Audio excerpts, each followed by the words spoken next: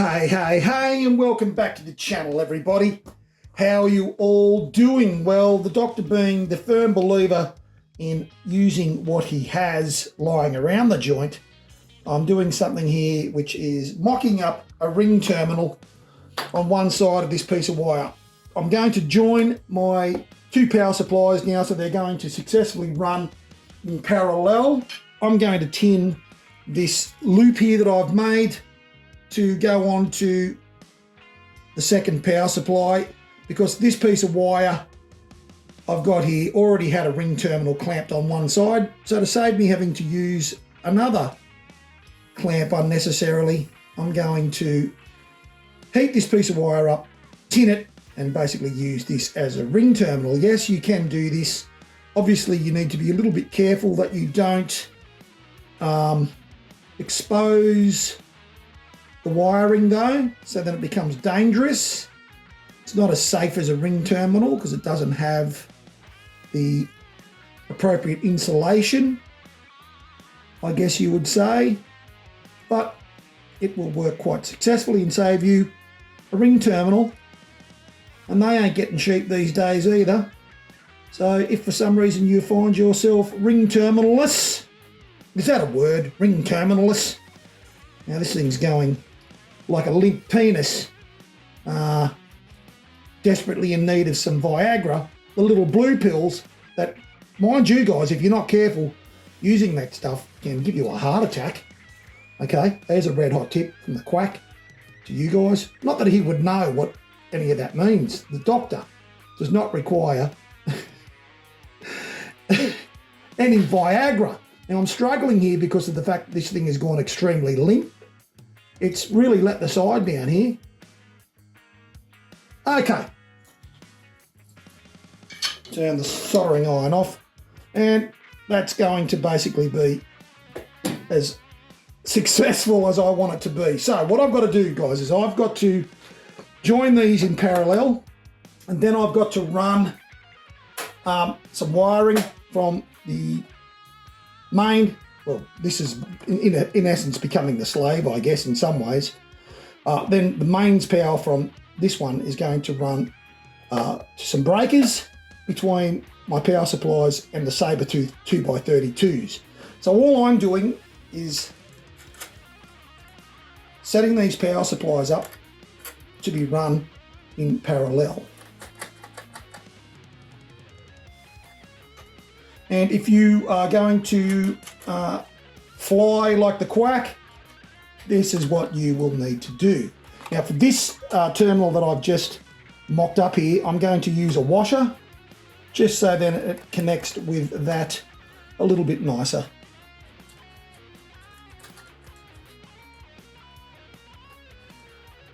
These are the positive terminals. Not too much force, otherwise you will risk damaging your PCB board that these are attached to. PCB boards are not super strong. So I'm really hoping that the negative wire here doesn't disgrace itself in the same way that the positive wire did. Terrible display of integrity shown by the positive wire. Going into the old Foster's flop. Let's hope this one does a little bit better. Getting some heat now. Now I didn't mention these are 4mm in thickness wires here. That's what I'm using.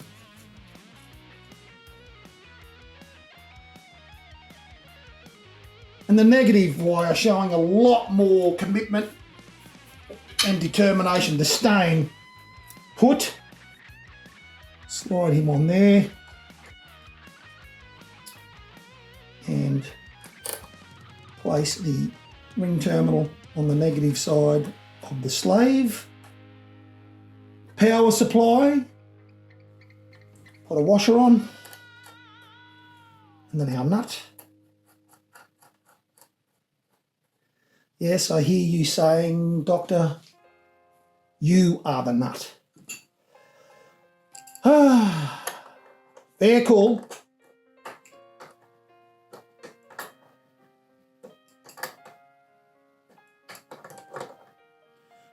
this fella up. Beautiful.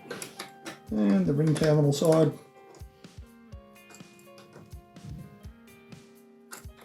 Rightio.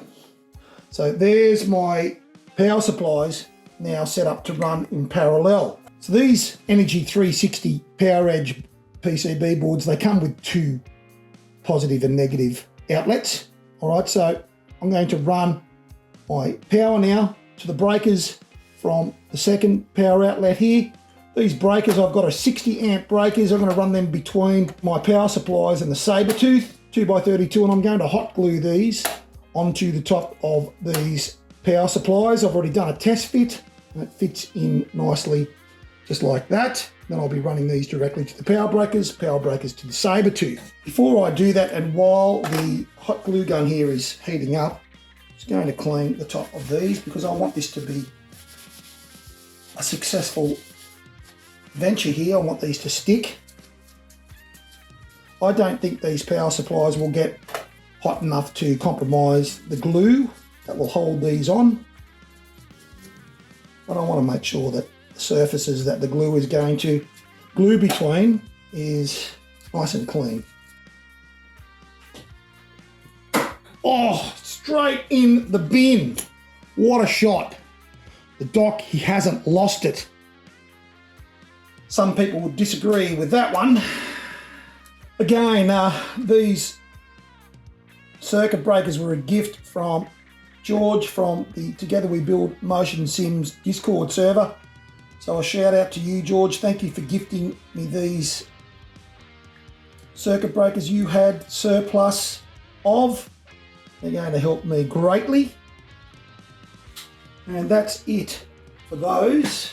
Now the doctor is going to stop being a tight ass and use proper ring terminals now that I've just made these ones up. It now means that I've got enough to complete the rest of the wiring with what ring terminals I already had, and I'll save myself a little bit of money in the process. So now I need to run a POS side and a MEG side. I'll grab my trusty terminal box here, my automotive terminal kit. Now what I've done for these bottom terminals, all right, because it's very hard to access these if you were to try and tighten these up after the fact, is I've already run a bolt through with a nut, right, and then I'll be pinching this terminal with another nut. Okay, that's really the only way that you can successfully go about, well, there's more than one way to skin a cat, peeps, we all know that, but it was just convenient to do it that way. All right, so that's where I want to cut this. All right, and I'm going to need to go and grab my terminal crimping tool because you do want to make sure that you do this properly. Okay, right tools for the right job. Now I use my special wire strippers. Right, we're not stripping too much off this for the ring terminal. We'll wind that up.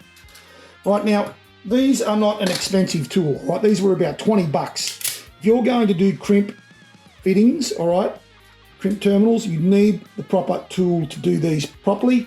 For 20 bucks, it is peace of mind knowing that you are going to get the correct crimp. Okay, beautiful. Okay, I'll offset this so then when it tightens, it brings it around. Bam. I ground wire here, place it on the ground terminal on the power edge board. Tighten this up.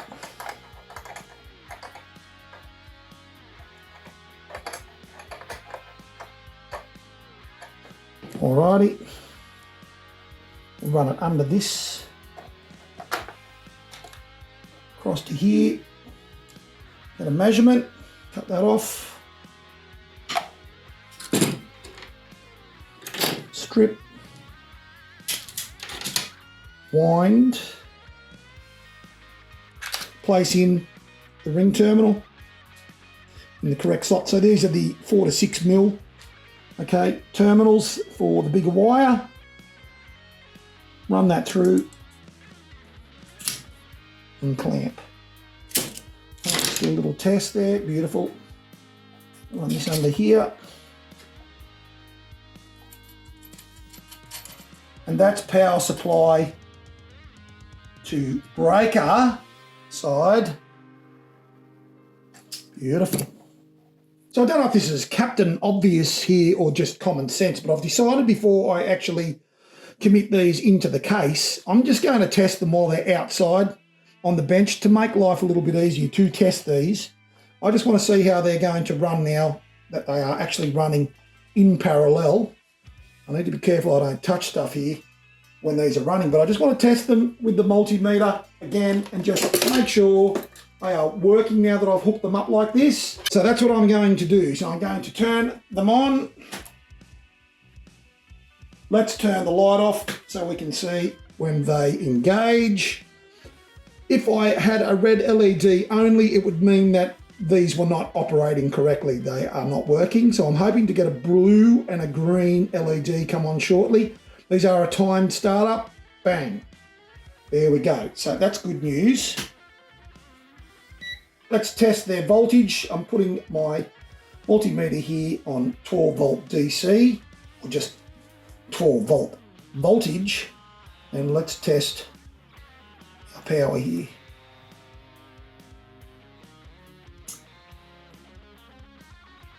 And we've got 12.26, so that's sweet. Everything is as it should be, nothing to see here, Your Honour. I can get this now ready to get into the PC case. So just a little test fit before I go any further to make sure these are going to sit in here as I need them to sit, with wiring now in place here. Got plenty of clearance at the back here where my cover will clip on, and I've set these up so then I can still have access to my trim pots if for any reason I need to adjust them. That's not a bad idea. If you're going to set something up like this, it would be really good to be able to get to your trim pots just in case you need to without having to take everything out. I would recommend doing that, particularly with the power supplies that you're running in parallel, because you just don't know, you may need to tweak those once there's a load on these power supplies. Shouldn't have to, but you just never know. So set it up when you set it up so then they're easily accessible. Well, I've got to put my main power boards in first before I can lock this bad boy in. So let's now get those main boards in and get them ready to be wired to the power supplies.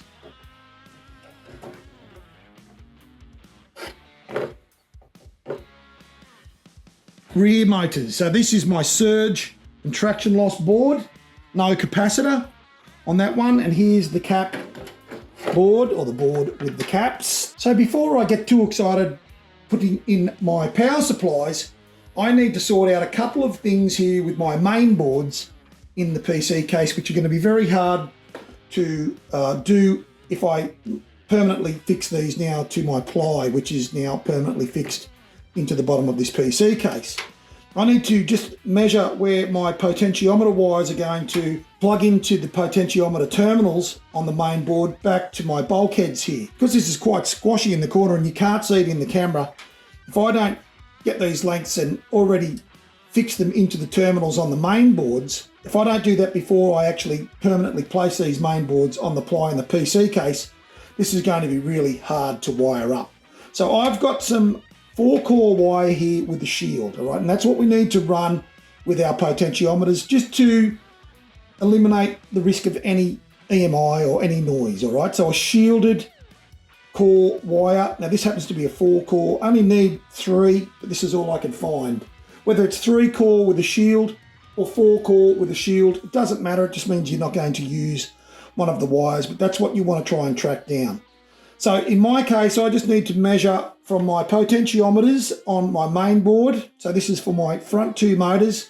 They're going to live on the first 2 bulkhead potentiometer connectors here.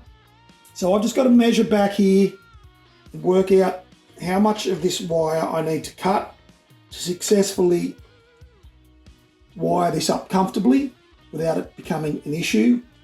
I've got 2 meters of this wire, so I've got a reasonable amount here to play with. So I want to basically give myself enough so then it's not uncomfortable to get this stuff in place once these boards are permanently fixed on to my PC. So there's one. This is the longest run from the main board.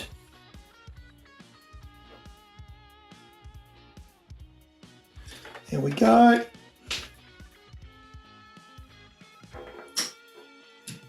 You don't want to make it uncomfortable, and of course there's no point in me giving you sizes and stuff like that for this because your PC box could be completely different to mine. Right, so now I've cut those. I'm going to take these boards back out. This is the one I really need to be concerned with. I've got to wire this to that potentiometer, 4-core and shield. So I'm going to get this out of the way, and I'm going to bring my soldering iron back into the equation, my helping hand here. Alrighty, I have stripped one end already, got it sorted out and tinned. I'm now at the other end here. This is the end that will go into my bulkheads. I'm just going to strip these now. I've left lots of material here for the bulkhead end, so it's nice and easy to get these soldered. Very small wires we're dealing with here. Again, these are potentiometers. They're only running a 5-volt feed, so not high voltage, but it just means they can be a little bit more challenging to work with. Okay, on with my soldering iron. A reasonable amount of solder on this, so it goes into the bulkhead cup. Plays nice for us. Now, just to show you what I was doing there, these are a 4-core wire here with shield. We'll be running the shield as well with these, just to help keep the potentiometers free of EMI, or just give it that little bit of a boost as far as that goes.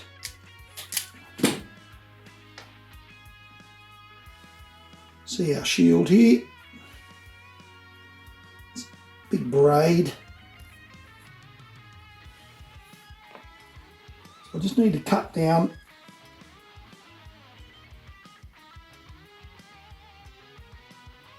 it can be a bit tricky trying to work with the shielding. Okay, we don't want to damage it. We've also got all this cloth, this cotton in here as well. We want to cut away, have it separated. So what I'm going to do first is just get that shield wire wound in here. Ready to go on the terminal end, and the other end will be set up the same for the bulkheads. Trim that bit off the top there. Now I'm going to get this cotton separated from the other wires and eliminate that. Okay, I'm only using the red, black and yellow wires. That is what I'm running from my potentiometers, so I can eliminate the white wire to avoid any confusion.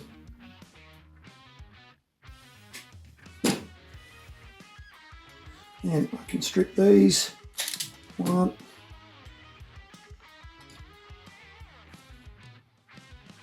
2. How good are those strippers?